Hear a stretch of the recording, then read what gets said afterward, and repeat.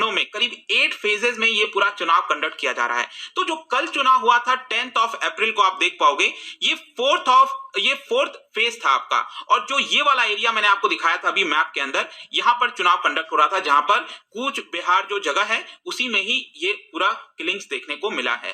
तो एग्जैक्टली हुआ क्या, शीतलकुची असेंबली कॉन्स्टिट्यूएंसी है, ये ध्यान रखिएगा, जहां पर 5 कैजुअलिटीज बताई जा रही है। अब देखिए ये जो 5, कहीं पर आप देखोगे तो 4 डेड बताए जा रहे हैं। इसका रीजन ये है कि एक जो डेथ हुई है, एक मृत्यु हुई है, वो दूसरे कारण से हुई है। यहां पर 18 साल का एक लड़का था, फर्स्ट टाइम वोटर, उसकी यहां पर मृत्यु हो जाती है। और एक दूसरा इंसिडेंट हुआ था जहां पर 4 लोगों की मृत्यु हुई थी। जहां तक पहला इंसिडेंट का सवाल है, तो जैसे ही कल यहां पर 44 कॉन्स्टिट्यूएंसीज में वोटिंग स्टार्ट हुआ, 1 घंटे के अंदर 8 बजे के करीब बताया जा रहा है, शीतलकुची असेंबली सीट पर ही जो पर्सन था, जो लड़का था 18 साल का आनंद बर्मन, उसकी यहां पर हत्या हो जाती है। आपस में लोगों में कुछ हुआ होगा, मतलब ये वाला जो हत्या था बेसिकली सीआईएसएफ के द्वारा यहां पर कोई गोली वगैरह नहीं चलाई गई थी, तो ये अलग है उससे। तो एक इंसिडेंट यहां पर ये होता है और इसी को लेकर बीजेपी और टीएमसी के बीच में जो है झगड़ा हो जाता है। बीजेपी का कहना है कि यहां पर जो बर्मन था वो हमारे पार्टी का सपोर्टर था और टीएमसी के सपोर्टर्स ने उसको मारा है,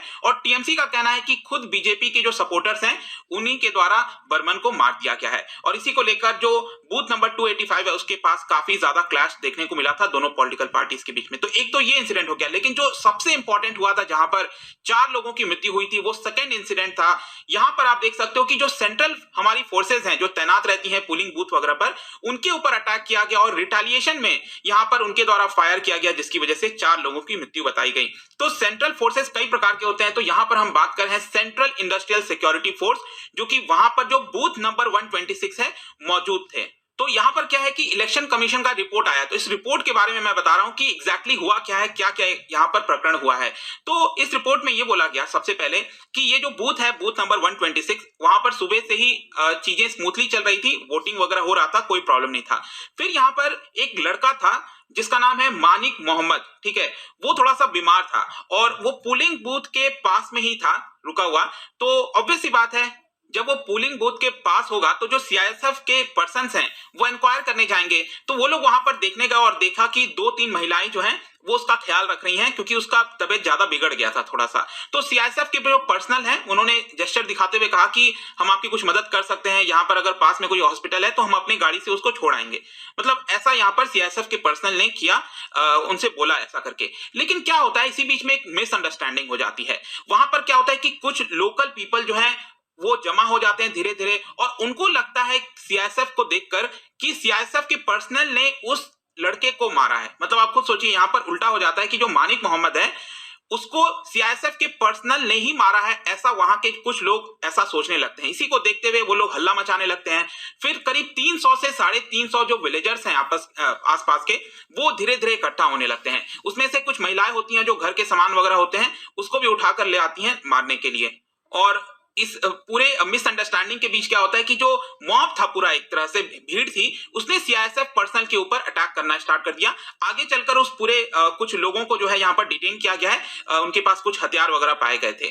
तो अब क्या होता है कि जैसे ही वो अटैक वगैरह कर रहे होते हैं, तो आपको पता होगा कि पोलिंग बूथ पर, देखो जो पोलिंग बूथ होता है वहां पर क्या है कि अंदर सीआईएसएफ नहीं जाते हैं, ठीक है।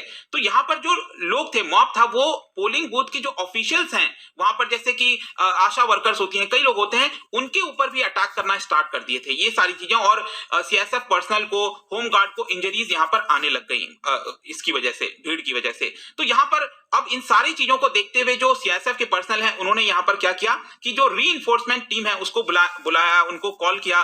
जो पास में ही, बूथ के पास में ही जो क्विक रिस्पांस टीम होती है उनसे मदद मांगी कि आप जल्दी से आइए, हम पर अटैक हो रहा है। तो यहाँ पर क्या हुआ कि जैसे ही ये जो क्विक रिस्पांस टीम की व्हीकल आती है, तो जो मॉब है वो उस व्हीकल को भी ऊपर अटैक करना स्टार्ट कर देती है। मतलब उस जो गाड़ी है उसको भी अटैक किया जाता है। उसके बाद आप देख सकते हो कि जो सीआईएसएफ के लोग थे, हमारे जवान थे, उन्होंने ओपन में फायर किया। पहले उन्होंने क्या किया, ओपन में फायर किया, और ताकि जो भीड़ वगैरह है उसको हटाया जाए वहां से, ताकि हिंसा का रूप ना ले ले। लेकिन यहाँ पर ओपन में फायर करने के बावजूद जो भीड़ है वो मान नहीं रही थी, और बाद में चलकर कोई भी ऑल्टरनेटिव नहीं बचा था। जो सीआईएसएफ के पर्सनल हैं उनको लग रहा था कि अब उनकी जान खतरे में है और ईवीएम वगैरह मशीन को तोड़ना स्टार्ट कर दिया जा सकता है। इन सारी चीजों को देखते हुए यहाँ पर जो सीआईएसएफ के पर्सनल हैं उन्होंने जो है फिर डायरेक्टली लोगों के ऊपर फायर किया और इन सभी चीजों की वजह से 4 लोगों को बुलेट्स लग गई, जिसके भी जिनको जो है हॉस्पिटल ले जाते वक्त उनकी मृत्यु हो जाती है। इसके अलावा 7 लोगों की और इंजर्ड हो जाते हैं इन सभी चीजों के बीच।